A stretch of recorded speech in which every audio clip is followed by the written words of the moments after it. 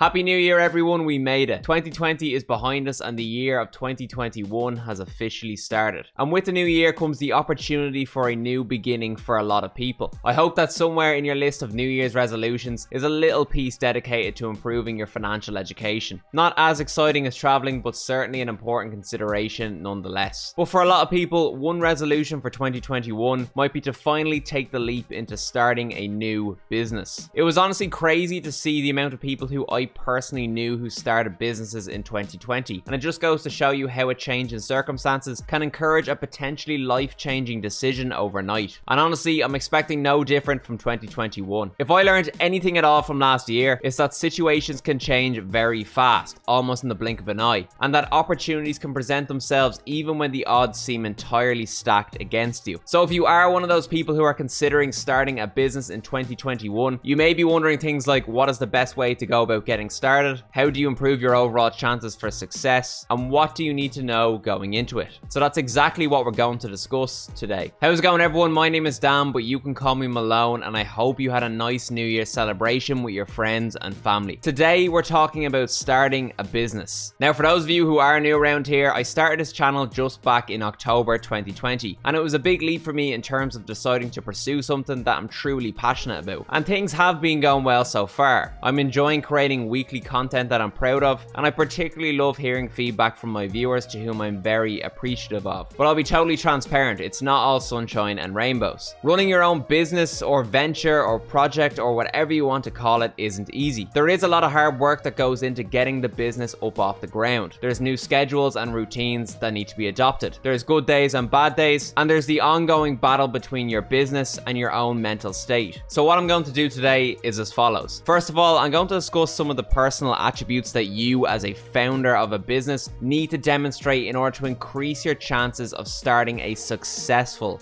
business. Secondly, I'm going to show you how you should start thinking about opportunities for both new and existing businesses. And finally, throughout the video, I'll be chiming in with some of my own personal experiences having started a business venture of my own to add that extra layer of value. But before we begin, as always, as a New Year's present from you to me, all I ask is that you leave a like on the video. Liking the video really helps me out a lot, as YouTube pushes the video to bigger audiences based on the number of likes that the video gets. And if you are new around here, please do consider hitting that red subscribe button below and hitting the bell for video notifications so that you don't miss a video in 2021. We make financial education videos on this channel aimed at making conversations like these more of a cultural norm. So without further ado, let's get started. So to begin, I want to take a look at some of the critical personal attributes that any successful business owner should be looking to demonstrate. These characteristics or traits are the foundation of any success or hopes for success that you can expect in both the early days of your business and over time as your business becomes more established. Some of these may seem obvious or straightforward, but I can guarantee you that without them, your chances of success will be lessened. Let's start off with passion for the business. If you talk to any group of successful entrepreneurs, I can guarantee you that the number one characteristic shared by each of them is an unwavering passion for their ventures. You need to wholeheartedly believe in some way, shape, or form that your business will add true value to people's lives. So why is passion critical for business success? Well, from my perspective, if you don't have a true passion for what you're doing, then you're not going to be able to persist and persevere when the going gets tough.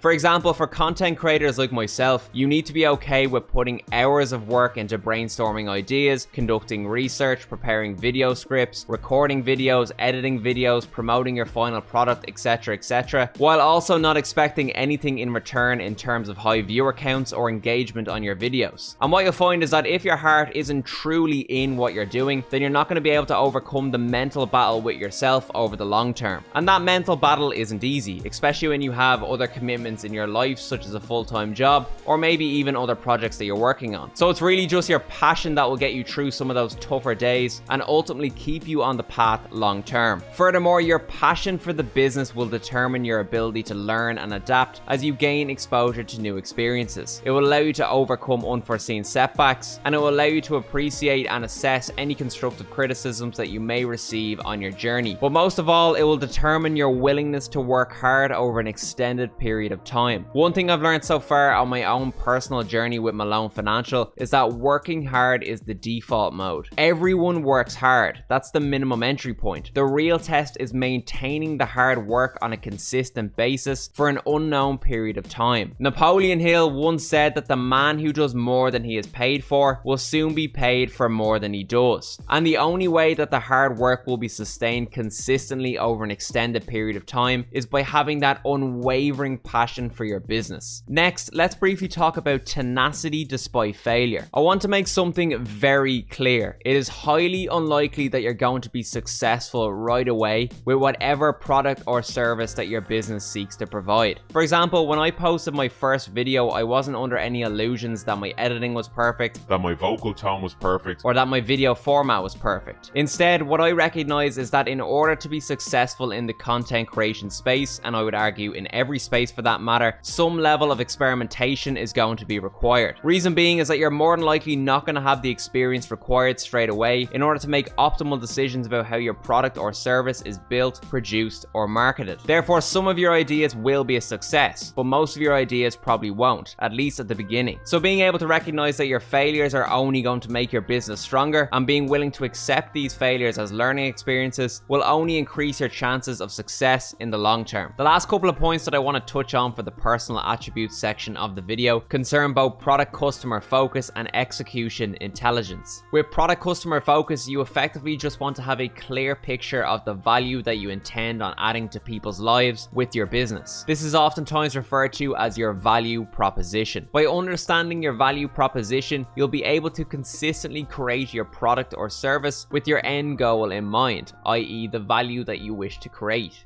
For example, with Malone Financial, my value proposition is the creation of financial educational content in order to allow anyone, no matter what their previous experience or background may be, to actively improve their financial literacy and to achieve some level of financial independence. And so by keeping that value in mind, I can therefore tailor the product, which in effect is the videos that I create, to be more in line with my value proposition. And this allows me to create videos which effectively gets me closer to achieving what I set out to do. And it also provides me with some level of guidance as to what I should and shouldn't do in terms of the actual content which makes it onto the channel. Execution intelligence, on the other hand, refers to your ability in translating an idea into a business, i.e. how exactly are you going to turn your value proposition into an operational venture. This, in my opinion, is the first hurdle, so to speak, that most people fall at. All of us are guilty of having ideas or plans that never come to fruition. Sometimes the circumstances just don't allow for the idea to materialize, and other times it's actually us as individuals who prevent the idea from ever coming to light. So someone with high execution intelligence will be able to picture what the business will look like and how the business will get there, i.e. what actions need to be taken in order to turn the idea into a reality. Again, to use Malone Financial as an example, I actually had the idea long before the project launched in October 2020. And the reason why it took a while to get out there in some sort of operational capacity is ultimately down to the things that make us human,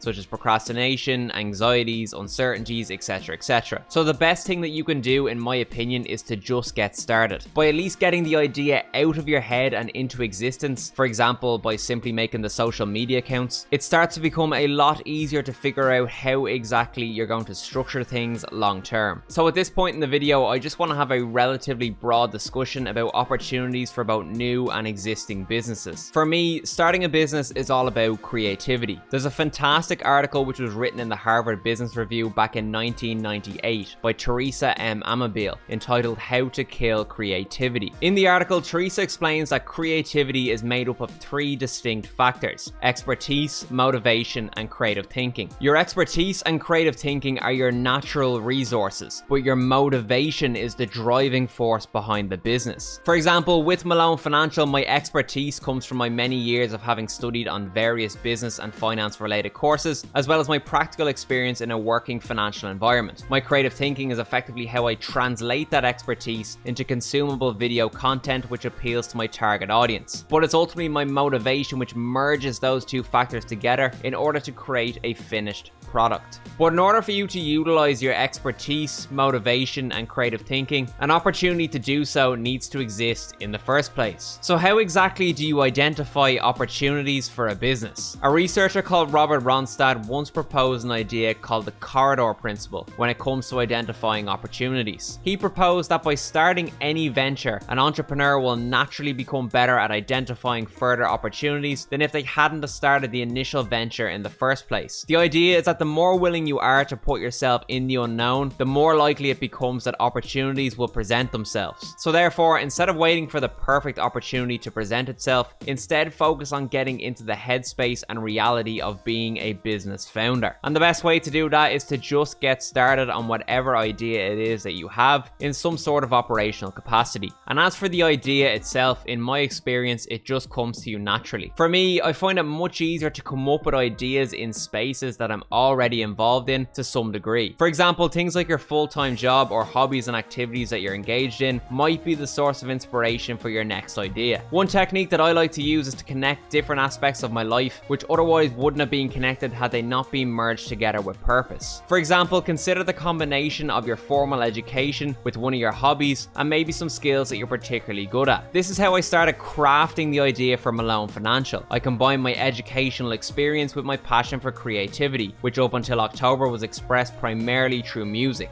And with this, I merged together some of the skill sets that I developed over time through various sources. So just take some time to have a think about what you're good at, what interests you, your experiences, and how you can merge all those together to form an idea. So hopefully here at the end of the video, you now have a better understanding of some of the personal attributes that you need to demonstrate in order to increase your chances of starting a successful business. You also should be able to think about both opportunity identification and idea generation more clearly. Starting a business can be both an exciting and stressful time. So it's really important that you're working towards something that you're truly passionate about so that you can overcome any obstacles that come your way. But the best thing that you can do for now is to just get started. Trust me, you'll feel a lot better when you do. And also remember to believe in yourself. You're a lot more capable than you know. So I really do hope you enjoyed the video here today. As always, if you did enjoy the video, please do let me know in the comment section below. Leave a like on the video and subscribe to the channel. Again, I wish all of you a very happy and successful 2021. I'm personally really looking forward to an exciting year of creating content for this channel and continuing our journey together in the everlasting pursuit of financial literacy. So thanks for watching and I'll see you in the next one. Cheers.